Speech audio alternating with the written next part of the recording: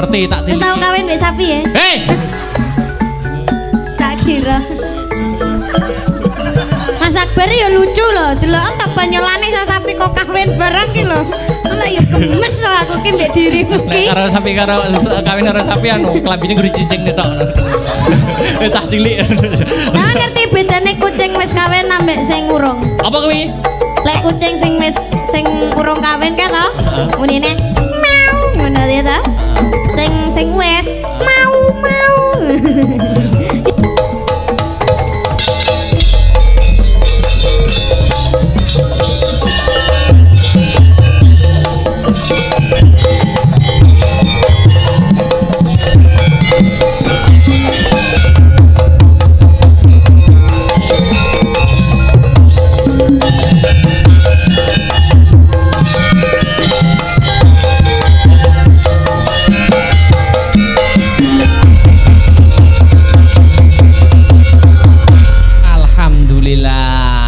Wilujeng dalu selamat malam Dik Niken Salindri. Sugeng dalu Mas Akbar.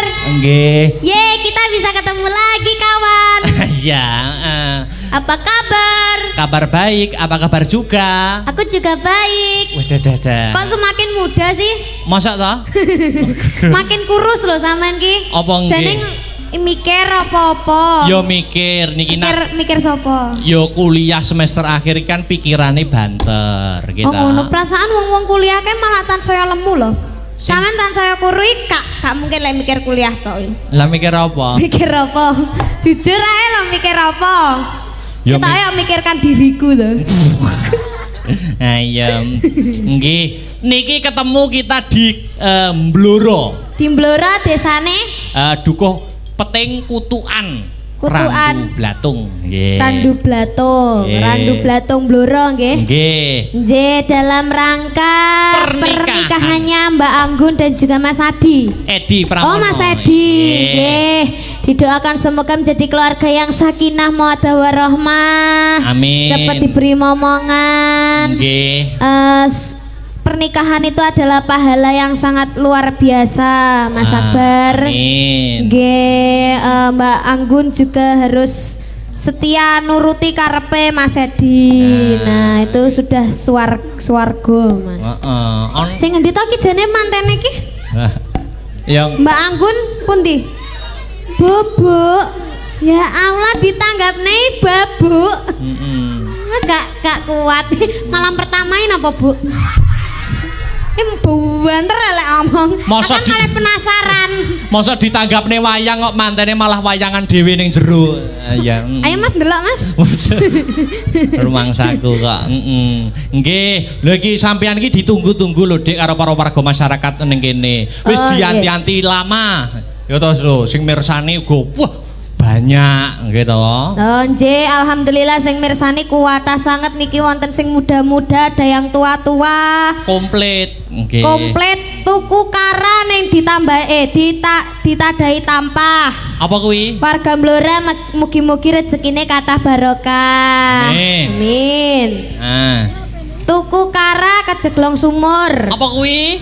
Warga Mblora mugi-mugi panjang umur.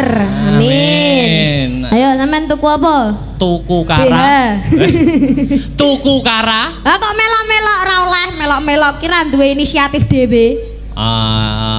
Ora tuku kara. Karane iki lho aja. Oh iya. Ayo mikir dhewe. Masa muda. Nah. Adowi pepeteng. Wah. Warga Mblora meteng bareng ya. Kok ngono to ya aja. Bukan bayine iki lho sing maksudnya ndongakne ning panganten muga-muga ndang diberi cepat momongan. Amin. Ya ta. Nggih. Jadi warga Mblora teko penganten bareng ki lho. Maksudnya salah satunya yaitu Mbak Anggun ya dan Mas Edi Pramono. Iya. Luar biasa. Kamangka aku mau krungu-krungu Dik Niken Salindri siang tadi tanggapan kita teng laladan pundi Dik? Di Boyolali. Lho Boyolali tekan kene iki adoh nggih to? Mboten. Pirang jam? 5 menit. Kuwi 5 menit numpak buruk apa piye kok? Tak tinggal bubuk. Oke. Lah mboyo lali bot-bote campur sari, Dik. Nggih, campur sari. Campur sari bengine melu ngregengke kahanan ing kene. Ah ya luar biasa, ya ta. Alhamdulillah Mas Dalang. Nggih. Saiki ayo aku kepengin sampeyan nembang Napa? Tembange monggo kersa ning sak bawane katur spesial untuk pengantin berdua. Oh, mengaten. Nggih, nggih. Mungkin wonten pamundutan napa?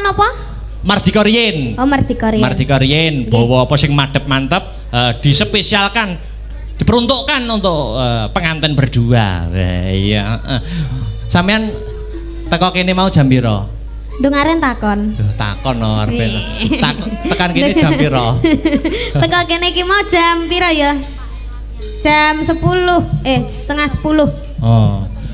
Ya sing kagungan damel. Pak Mulyono karo Ibu Kasni kuwi nganggep aku ki kaya dulur dhewe. Buktine enek, Dik. Pundi? Buktine enek. Buktine napa? Buktine wis nganggep dulur dhewe. Aku mau salin macak dalang. Iki ning kandang sapi. Kok ning kandang sapi kok? Nek daleme Pak niku mau digo transit, wong ngguri aku salin ning ngono kandang sapi gitu. Wow. Oh, dadi suwalin beskapan ngono. Lah ya persis no sampean. Iki acarane pernikahan ya to. Sampeyan ngerti apa ora? Bedane sapi sing wis kawin karo urung kawin. Iki beda. Sapi sing wis kawin ambek sing urung kawin. Heeh. Beda. Apa ya beda? Apa bedane iki? Bedane iki suarane. Kok iso? Sapi sing rung kawin iki suarane moh. Ngono to. Sing wis. Sing wis kawin neh. Sampeyan yo ngerti ta, padha karo sapi kuwi. Oh, sapi tunggale sapi mau to, Pak. Heeh. Kok sewengi kok sing dibasur departemen perkawinan Mas aku. Ayo bawa. Monggo pelok, slindro apa barang. Campur mawon. Waduh. Ayo.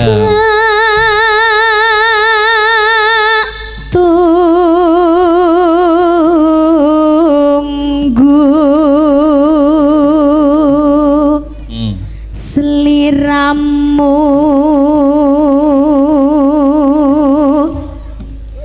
rawuh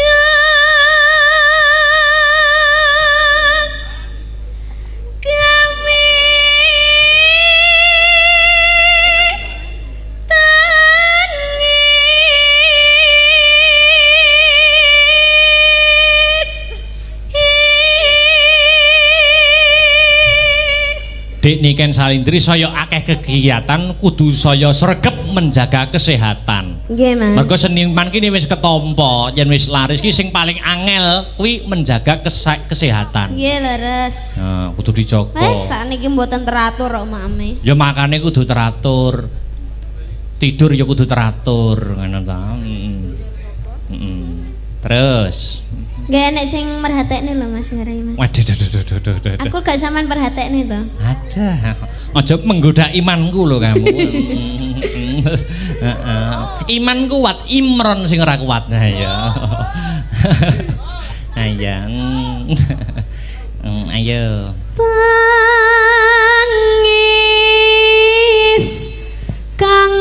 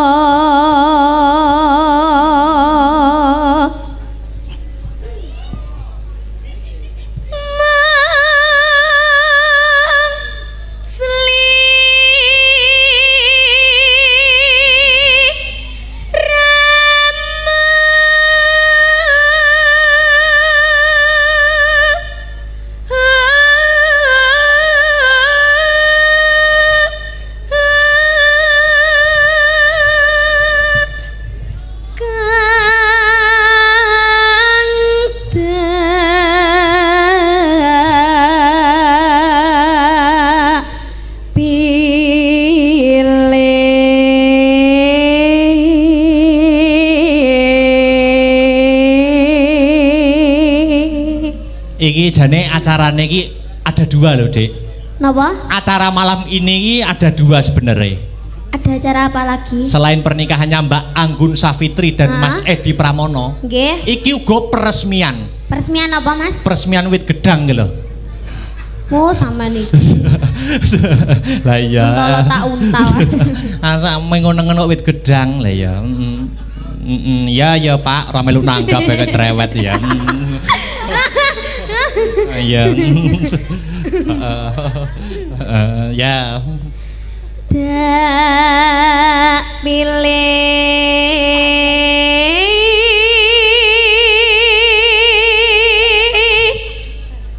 dunya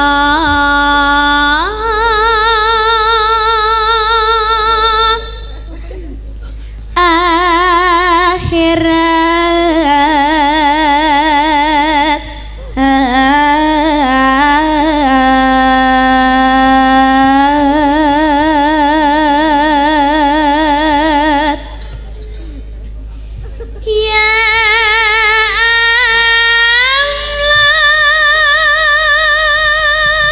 Ya Allah.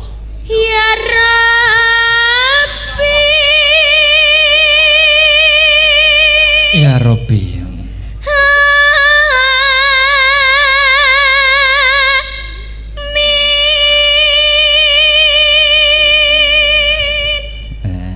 Ya Allah, alhamdulillah nutut loh, Mas. Iya.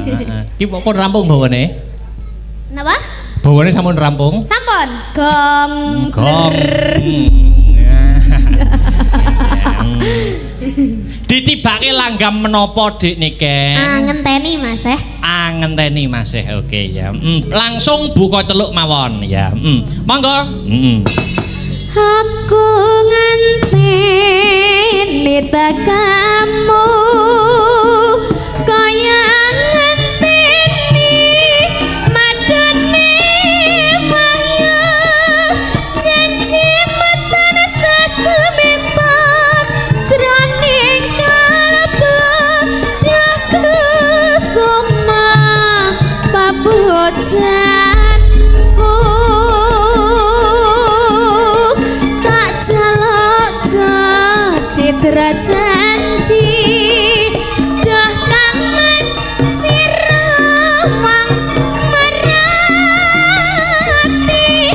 amang sirat dadi ati rina wangi aku tansah anganteni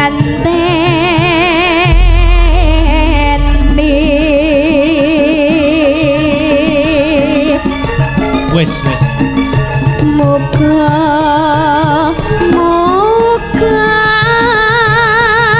tetep tansah sumandi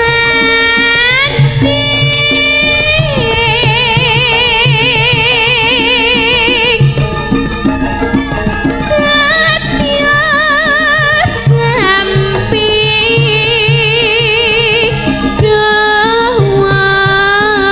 bagus lancir aku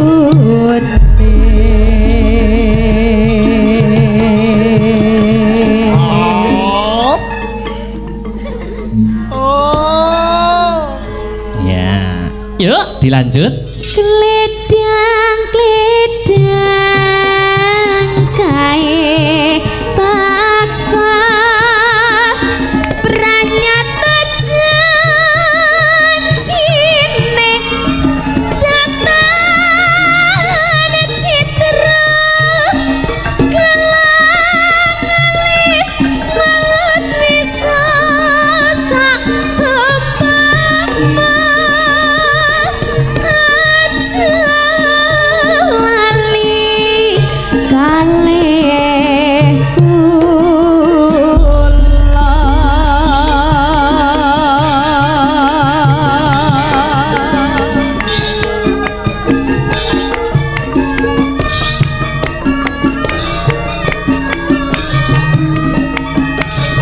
Katur dumateng sedulur WMC Wayang Mania Community mugi tembang menika saged dados jampining saya.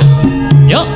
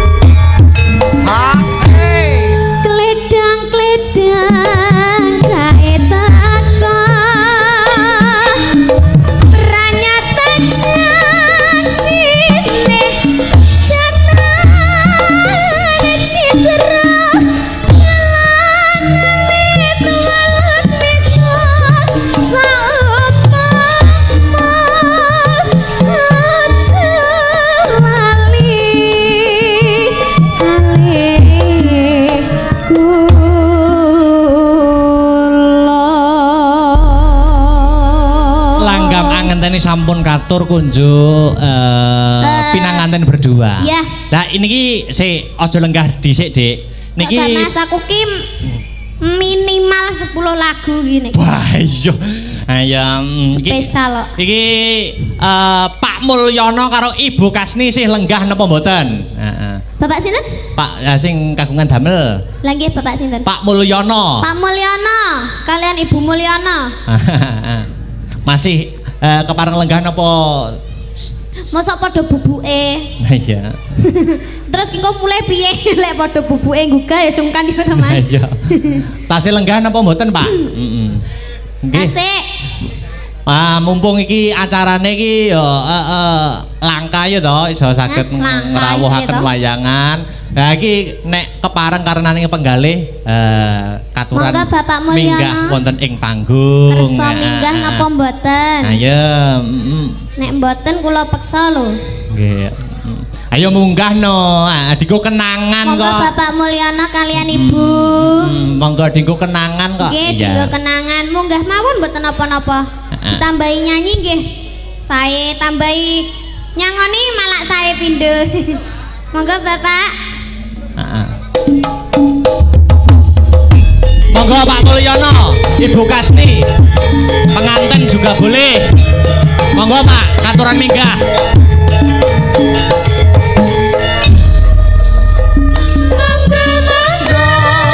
Monggo Pak Mulyono katuran minggah wonten ing panggung paring lelipur ing para miyarsa tindak mriki monggo suka-suka Pak Mulyono datang penontonnya pada suka. Sekali lagi. Bangsa Indonesia sing paling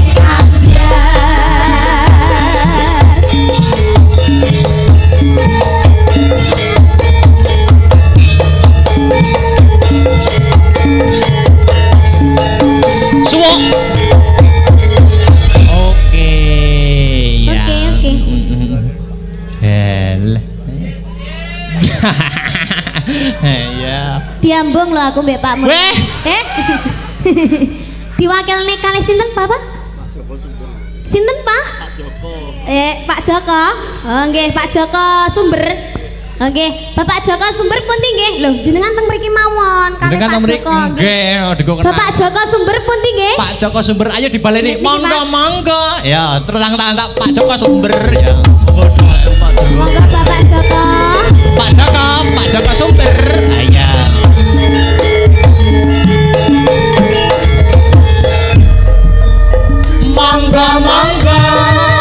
Monggo Pak Joko Sumber aturan minggah wonten ing panggung paring melipur ing para miyarsa tindak mriki monggo suka-suka Pak Joko datang penontonnya pada senang dalam bangsa Indonesia sing paling Sugeng dalu Pak Joko. Sugeng dalu Mbak Niken Salindi. Alhamdulillah nggih. Matur nuwun Mbak Limbo. Nggih. Kula makili Pak Mul nggih saderengipun badhe matur kalih. Nggih. Pesen temanten nggih. Mugi-mugi dianggun sak keluarga mangke saged ngantos pimpilan mintuna nggih. Amin. Kantuk keturunan ngaten nggih. Matur nuwun. Saderengipun matur kula matur suwun sanget kalih Pak Mul. Nggih. Kula dek siang niku jam 10 nggih. Teng makam mriki. Teng makame Desa Mberan. Nggih. Badhe nyekar bapake Pak Mbak niki lho. Bapake Mbak sinten? Mbak Anggun. Ternyata niku udah kecelik wonten piyantun Medion mriki. Ado-ado kok Medion badhe nyekar ngoten lho nggih. Piyantune nggawa warit, nggawa pacul ternyata sampun resik makame. Jadi matur nuwun Mas Mul, makam sampun dipun resiki kalih Pak Mul ya. Menika percontohan nggih. Nggih. Ternyata Pak Mul niku peduli kalih lingkungan Mas. Oh. Peduli kalih lingkungan iki badhe nyadrak puasa makamipun sampun bersih. Piantun Madiun kecelik mriki wau. Nek mboten klentu putrane bakul sapi Pak Rajimo nggih. Kecelik saking Madiun aduh-aduh hampir resik Mas Mul. Ternyata makamipun sampun bersih.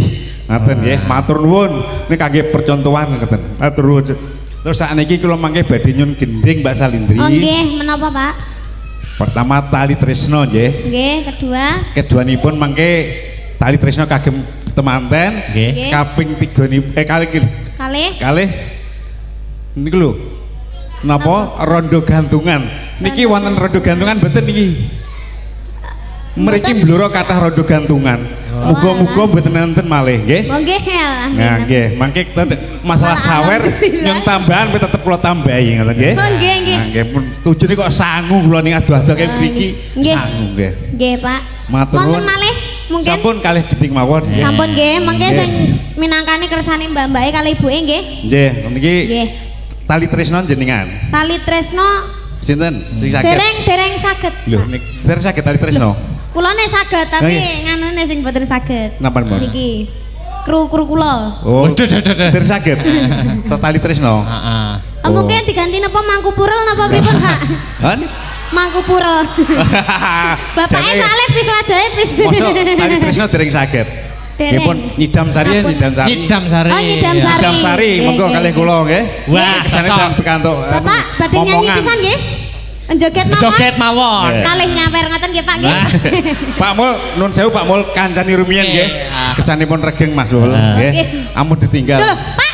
Lho, dereng ya Pak. Pun Dereng lho Pak. Teng mriki mawon riyen. Teng mriki mawon Allah. Oh ngaten nggih pun.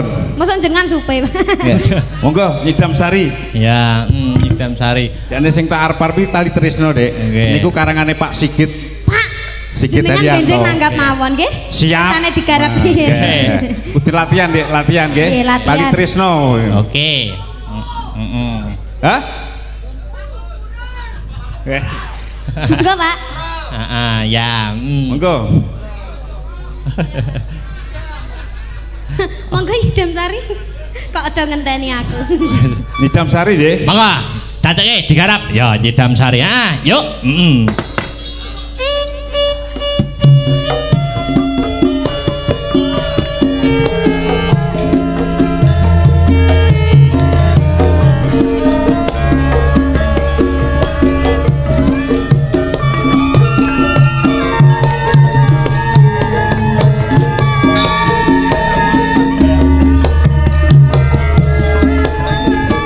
Monggo Pak Joko.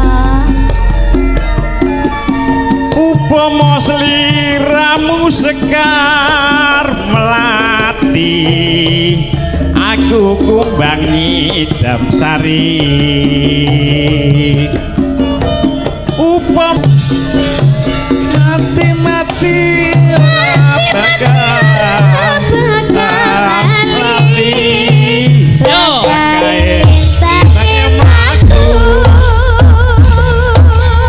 Peting kutukan randu blatung bergoyang. Katur dumateng para pamirsa ingkang pamantau lumantar channel YouTube. Mugi saged kapranan ing penggalih. Oh.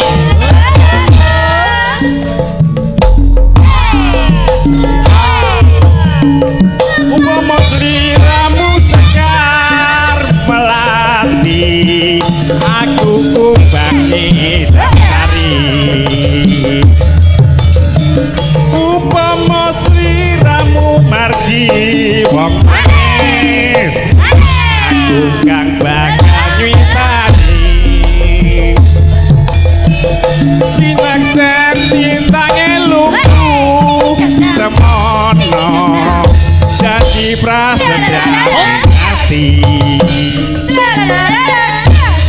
jadi hati mitra rinoso rasa rasane dia iterasa jagat raya kali ono ukir lan samudra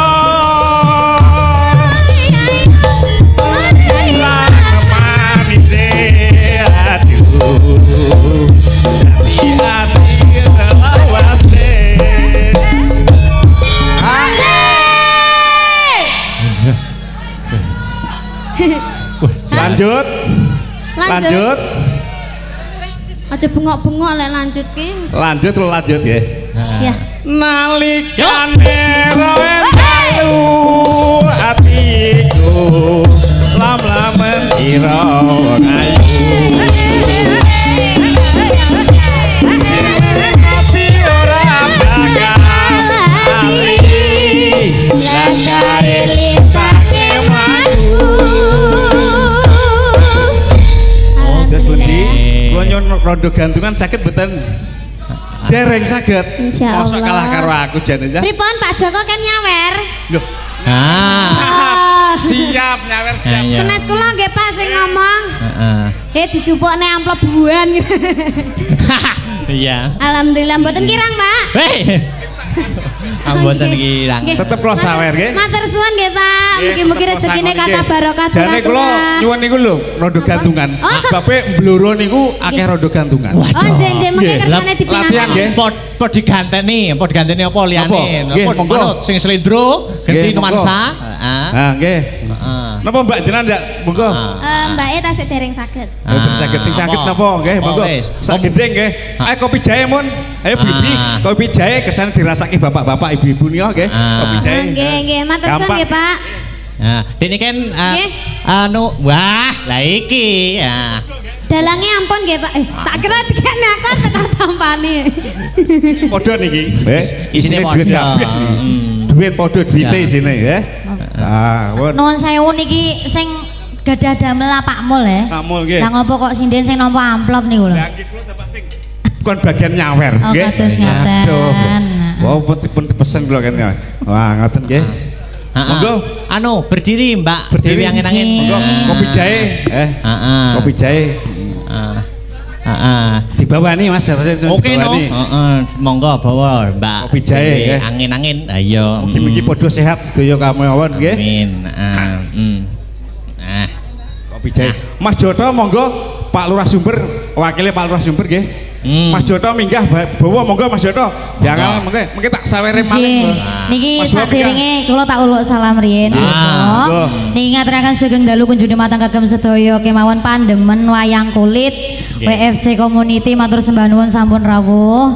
Ugi matur sembah nuwun kunjune mateng kagem Mas Arif selaku anggota DPRD saking P3 PP sama matur sembah nuwun menika sampun nyumbang kula wonten mriki. Oh nggih Mas Arif nggih wakil rakyat nggih.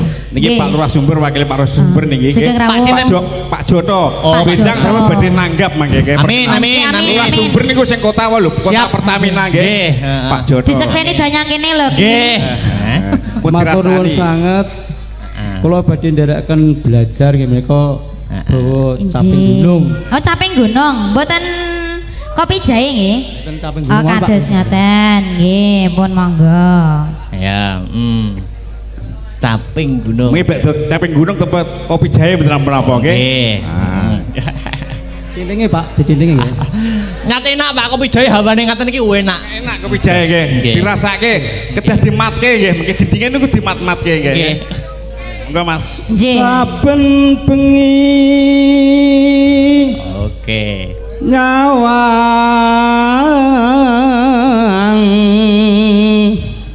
konang.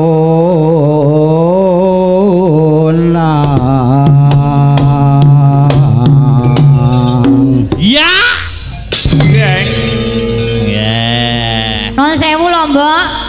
Iki nek mami tak jenggleng kok ketingale rada sarungan. Engko nek ucul lah ambiar sakabehane. Sarungane malah praktis loh. Kula kok wis praktis. Kari nyincing ya. Yen memajang mung karo janur kuning. Iya.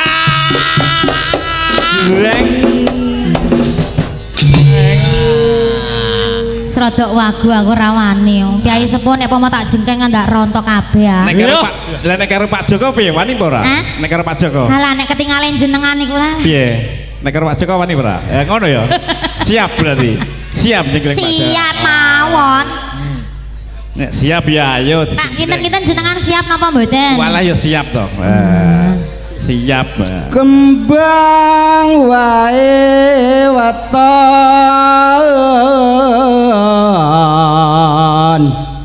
gunung. Ya.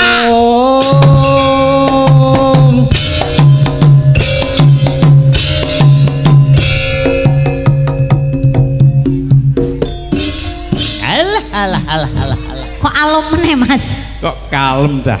Sing Pacitan sigra Mas. Yo. Sarui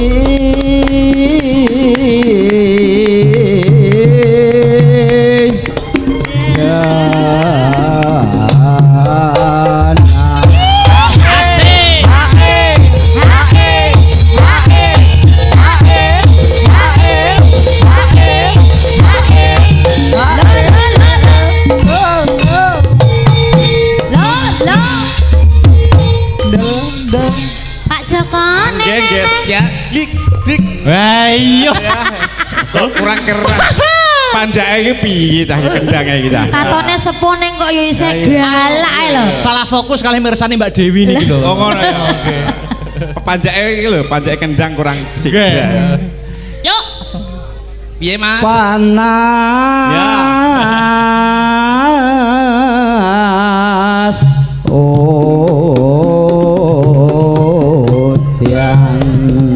Janjine piye Mas? Janjine kepiye? James-jamesan,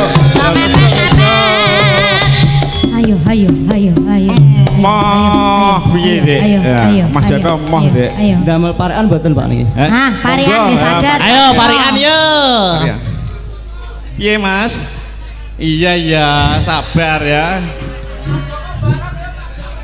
Pak Joko kon bareng. Halah, rontok kabeh Mas kok. Saake wis tuwa ya iki lho. Monggo parian. Mangan kupat janure tuwa sing sregep salat munggah swarga. Amin. Wah, cocok karo busanane. Cocok.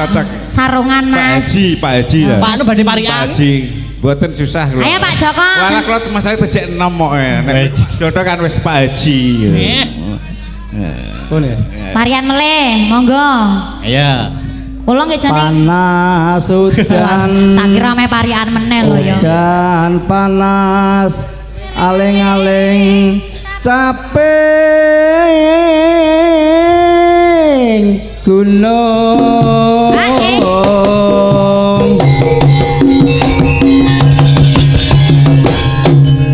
Wah. Nadyan wadon sarta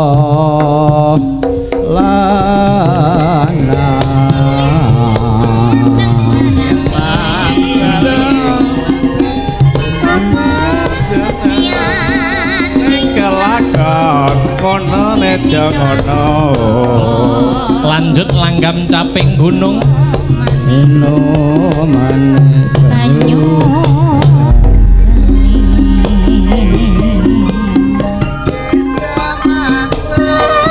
juang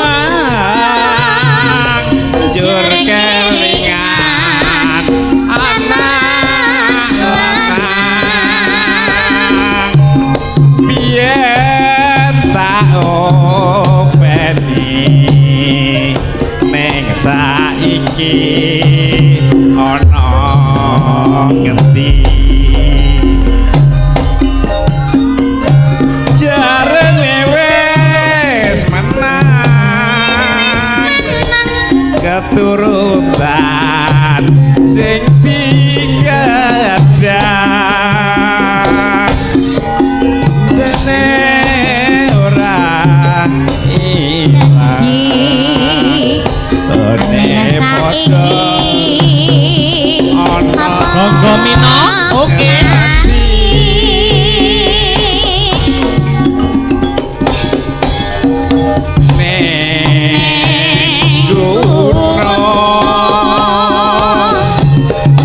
tak jateni sego jagung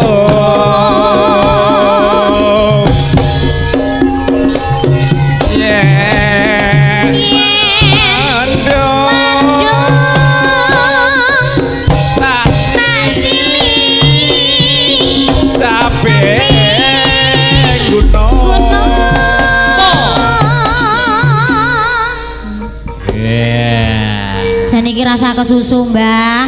Mosok yo koyo wong gudak-gudakan. Napa benjing jenengan? Pripun? Pak Lurah niku teng ngajeng daleme ngajeng niki. Mungkin munggah panggung. Mungkin kualat nek mboten Pak Lurah munggah panggung. Siap. Pak Muradi ya, Pak Muradi Pak Lurah kedah munggah panggung. Sing duwe punya wilayah. Top. Daleme Pak Lurah sing glondonge kathah niku lho, nggih. Kajenge kathah niku Pak Lurah, Pak Muradi. Ampun kersanipun minggah. Nggih, mangke. Oke. Dipun lajengaken rumiyin nggih, ditelaske rumiyin. Lanjut. Syukur bisa nyawang gunung desa dadi raja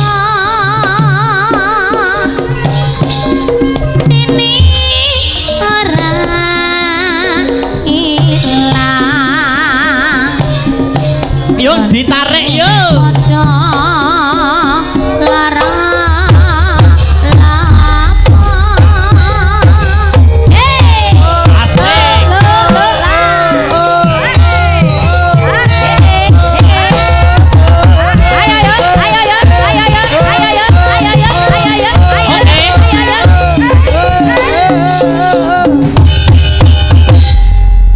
Jaman terjuang jur kelingan anak tak openi nek saiki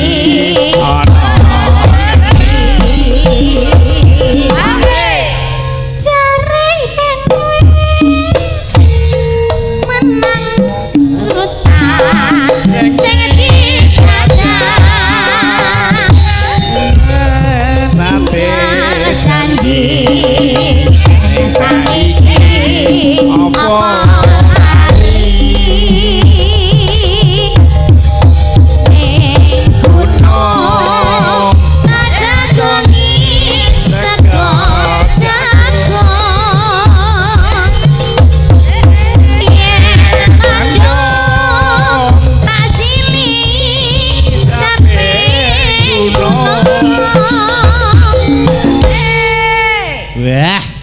syukur bisa lawan keturutan dadi raja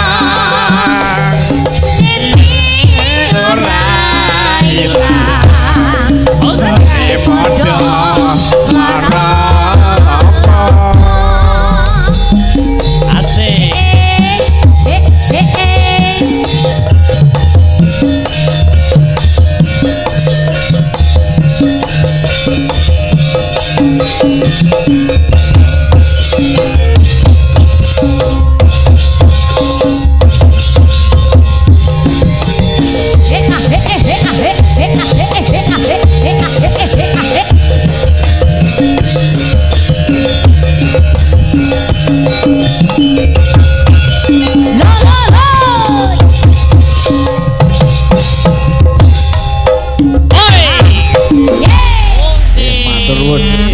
Nek saged Mbak Libu nek mboten saged anu kopi jahe nggih niku nek senengan kula kan niku podang kuning. Oke. Podang kuning nggih. Jane ora kaya kopi jahe. Tak sawer sinten sing saged iki. Jane nggih kopi jahe nggih saged, podang kuning nggih saged. Napa nek kersa ditayubke? Kopi jahe riyen nggih. Kopi jahe riyen. Nambahi nggih. Nggih. Jenengan sampun, Pak. Ampun mboten usah Pak, mboten usah Pak, mboten usah Pak. Alah. Kopi jahe. Matur suwun nuwun. Matur suwun, Pak. Ngancani Pak Joko to. Wong budi-budi tetep karo ana Pak Joto mesti ana Pak Joko. Ya. Pak Cahyo Kuntadi niku udan deres tak tunggoni. Wah, Pak Sigit tak tunggoni teng budi. Luar biasa Pak jenengan. Tekan Bojonegoro tak pilih. Top. Nggih pun Pak Joko mboten napa-napa. Kopi jahe. Kalau tak penutupan pakai gubuk asmara tak. Oke. Nggih, monggo niki wonten tembangipun kopi jahe. Monggo dipidhangetaken nggih. Oke dereng Pak Lurah barang nggih. Nggih. Ora ketang panene ora patek apik tapi tetep diseneng-senengke mawon nggih. Oke, hiburan. Daripada mengen mboten susah ampun nggih. Diseneng-senengke. Pari panen susah gampang nggih. Bahagia pokoknya. Nggih, iki panen ngoten mawon. Setengah gendeng nggih. Kopi jahe metoke wonten podang kuning ngoten gathuk nggih. Nggih, pamira gathuk ya digathuk-gathukno wae pokoknya. Jos. Heeh. Kalih PR Mbak Limbuk, PR rondo gantungan nggih. Oke. Rondo gantungan kalih niku wau napa sing ngremi sapa? Tali Tresno. Oke. Kudu bisa mungkin nek Pak Lurah niki manganan sedekah bumi. Tali Tresno kudu pinangkani. Siap. Oke, kula telepon jenengan. Siap. Siap. Sewangga.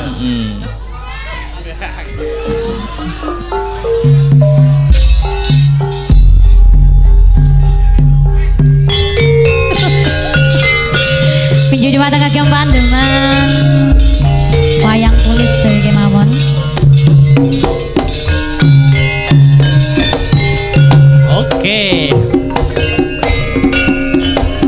Ayo go.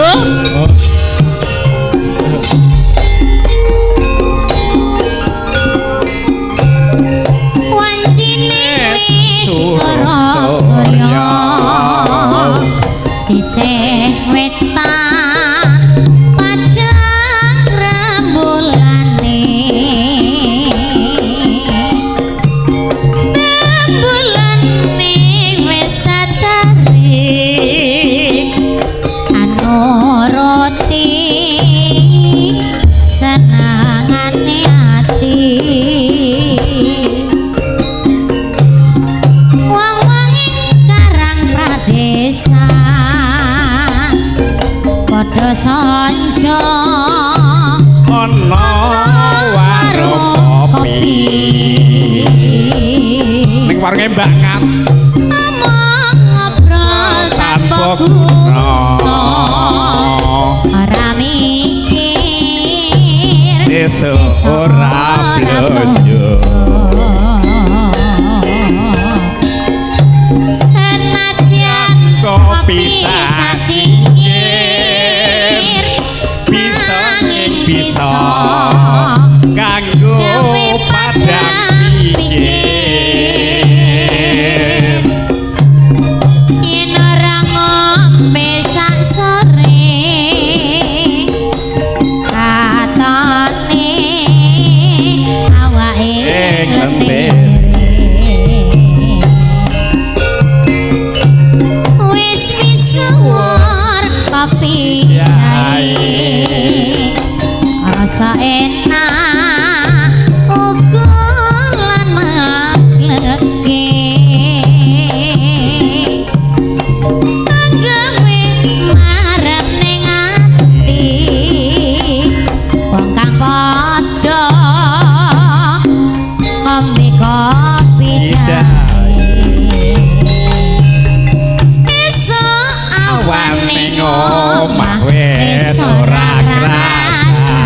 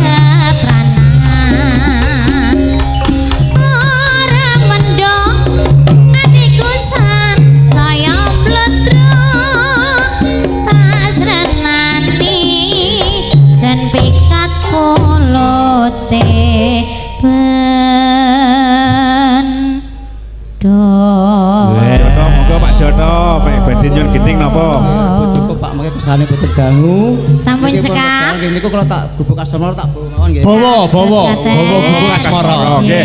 Kesanipun mengke nanggap nek sedekah bumi. Siap. Nggih Pak Jono niku Pak Lurah Sumber niku. Nggih.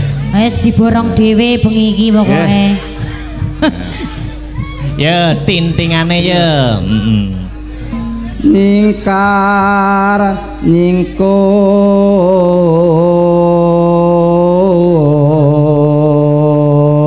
Swantune kok sae ngeten e Pak. Lah iya. Wiwitane nyingkar nyingkur Lae bojone sing duwe. Lingsem yen kemutan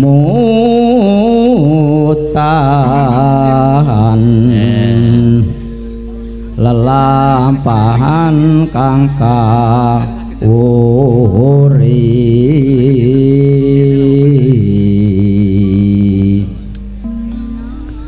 tresna tulus nadyan ingku buk asmara Jah luar biasa tenan. Sampun nggih. Matur. Matur sembah nuwun. Ditibake langgame gubuk asmara. Anjing. Yen liwat aku kelingan gubuk kae biyen tak geleren ning cagak batu lisan warna abang tondo isih rawan. Aduh mas Jenenge gubuk asmara biyen kae tanggo andum tresna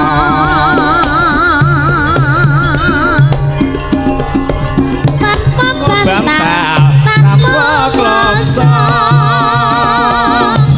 buat apa taman asmara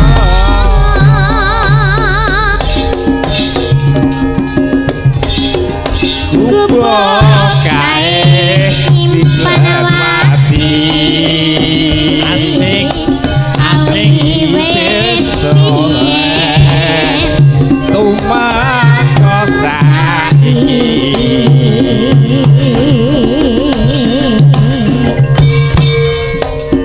gubuk kae cerita wayang wengi nganti gagah rina Oh. so ambekan Mbok Limbu Dalem. tak ndani iki nek pomo aku latihan ki wis lomba ki ibarat kata ki balapan 11 12 antara kono sing menang atau aku sing menang ora apa-apa ya. Yuk. Catetan sajroning ati sajroning ati datan luntur saya merati aku kowe dadi garwa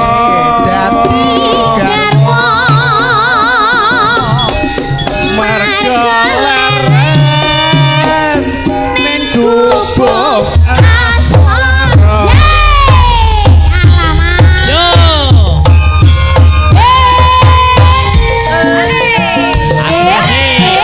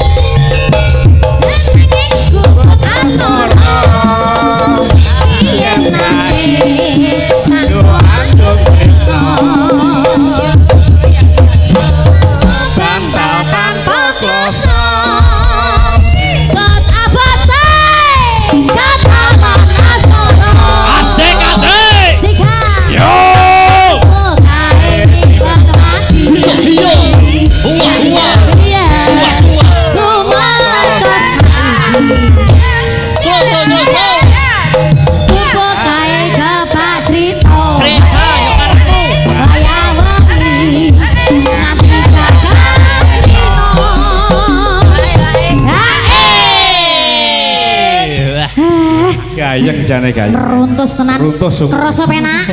Olahraga, Pak. Olahraga. Bar iki Pak Lurah, Pak nggih. Nggih Pak Lurah, Pak Muradi nggih ditutuk nirien. Nah, ditutuk nirien. Yo datang Tur saya berhati aku kowe dadi garwa ning gubuk asmara. Wah, Pak Lurah. Monggo Pak Lurah. Monggo dipun kembali nggih. Nggih. Ora ketene glondong siji Mas.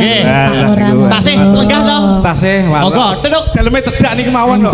Tapi Mbak Kesi sampun sare dereng nyae. Monggo Pak Lurah, Pak Lurah. Ayo. Tasih lenggah napa mboten? Ayo.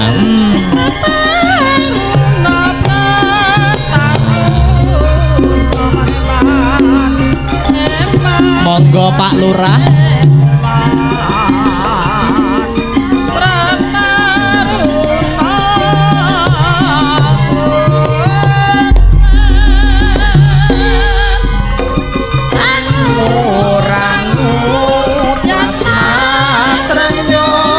Monggo Pak Lurah pundi nggih? Nah. Boten enten. Oke. Oke, oke.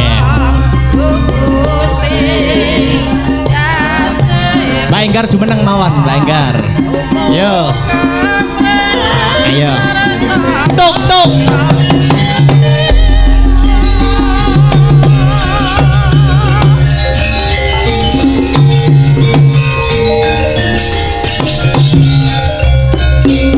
Oke, ya saiki nanjake musike. Wah. Oke, siap.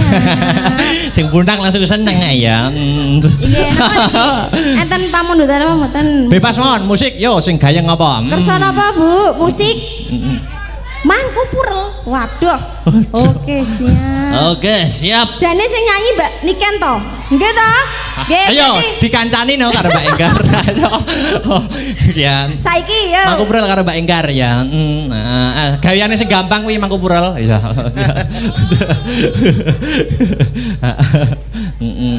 Yo mosok wayangan Mangku Purel. Ora apa-apa. Los. Karep los pokoknya. Mangku Sumaji ya.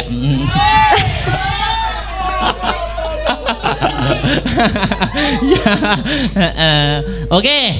Lagu selanjutnya ya Mangku Purel monggo Mas Tris. Oke. Ayo Mas Aryo. Kayang-kayang yuk Mbak Enggar. Tumplak. Mbak Enggar fit Mbak Niken. Yuk. Ya. Curing.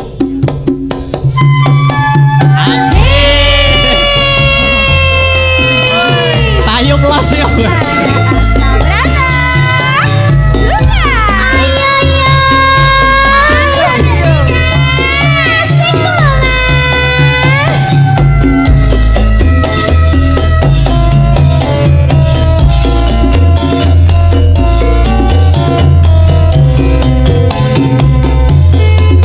Ayo, keliler.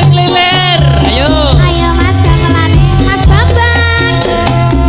Kowe wis lali oma ora uli-ulian. Senengane dolane karaokean. Gandengi penyanyi ora cukup siji. Dakelane foto polahe kaya wong tolak. Kowe tari.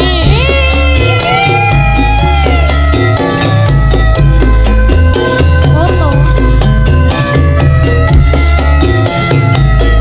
Diganti Dek Sinta dan Mbak Sri Wahyuni Pesek. Sepoti. Ya yuk. Ya. Ayo. Sepoti. Ayo. Gerutak. Yo.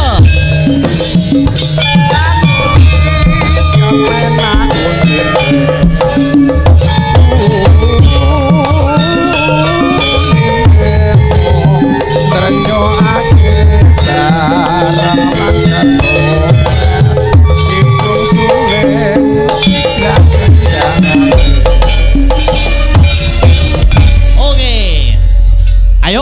lagu berdua apa? Loro ati dua. Loro ati dua, cocok. Oke, loro ati dua. Digarap Los sing gayeng. Di bahagia nih. Oke. Ya, entung tak tung ngono sik ya. Ya, ya. Loro ati dua Dik Sinta Widya Palupi bersama Mbak Sri Wahyuni menggoyang Randu Belatung. Yo. Masuk. Ayo Mbak Sri, ayo Dik Sinta. Aku melok. Rasa. Tarik Astabrata. Suwun mugia paringan yo marang keluarga tansah nyanding yang tantrem tangan lagi bola kali mbok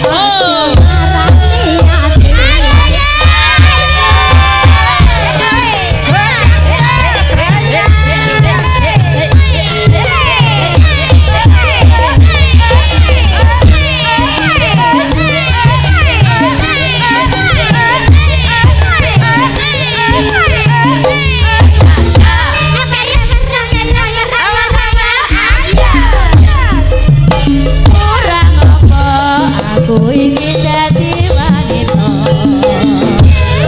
Apa aku iki gone tresno ning nyatane sliramu nglarani ati. Ati satu wis bisa diabadi. Mripat iki ora bisa tak kadepi. Sliramu jejer dhewe anggur tresno ngumpen nafsune asmara lali aku yen nyanding wanita liya mesti liya tresno asik mesti liya dadi bojoku apa bojone bola bali mong gawe kelane rasa tresno sirah wis liya tresno apa dheweke wis liya dadi bojoku apa bojone bola bali mong gawe kelane rasa tresno siramu ora bisa njogo suwun enggal paringo eling sarang keluarga tansah nyanding ayem tentrem pangajab rino laroki bola bali bojo marani ati. Terakhir Dek Dwi Kumala. Ya, yo jumeneng yo terakhir yo.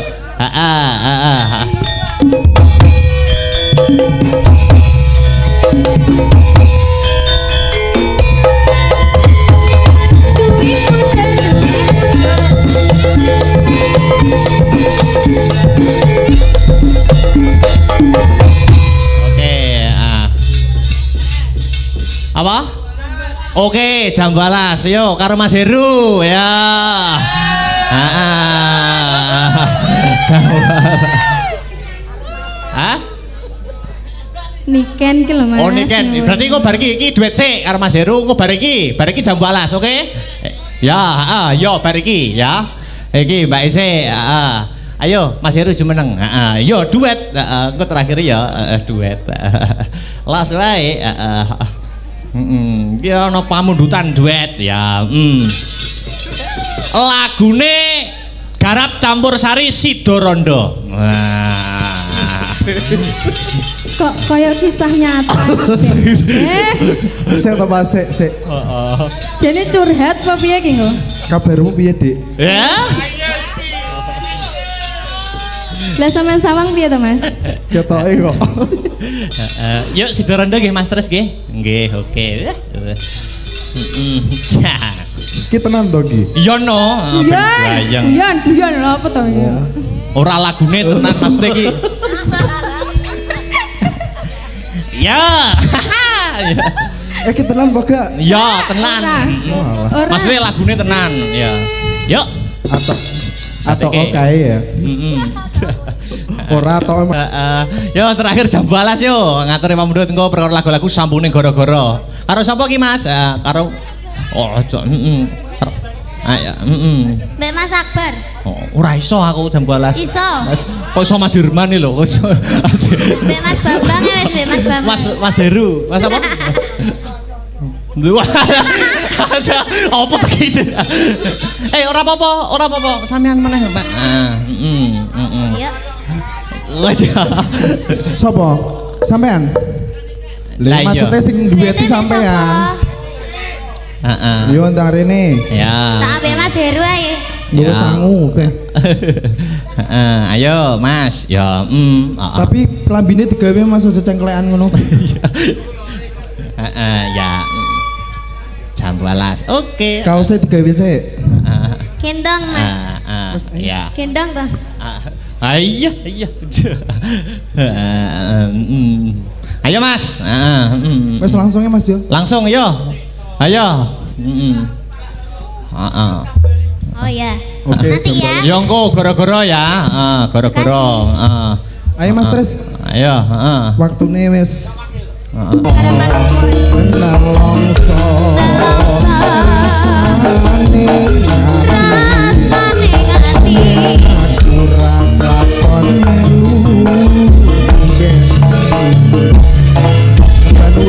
Oke, engko perkara lagu-lagu diterusne nggon goro-goro part 2 wae.